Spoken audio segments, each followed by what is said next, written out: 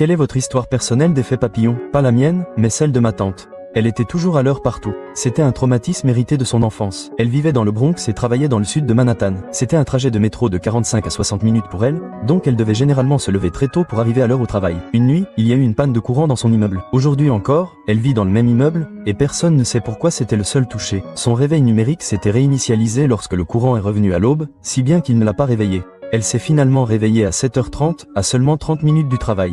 Paniquée, elle s'est préparée et a couru vers le métro. Le métro près de chez elle avait des problèmes de maintenance et elle est restée coincée pendant 20 minutes à 3 stations. Pour la première fois de sa vie, elle a dû se déclarer malade au travail, promettant de faire des heures supplémentaires le lendemain. Elle est ensuite retournée à pied à son appartement et s'est endormie. Elle s'est réveillée environ 4 heures plus tard, une de mes tantes frappait à sa porte.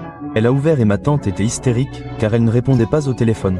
C'est ainsi qu'un étrange incident électrique a déclenché le réveil de ma tante, la mettant en retard, lui faisant rater son train et l'empêchant de se trouver dans l'immeuble voisin du World Trade Center le 11 septembre.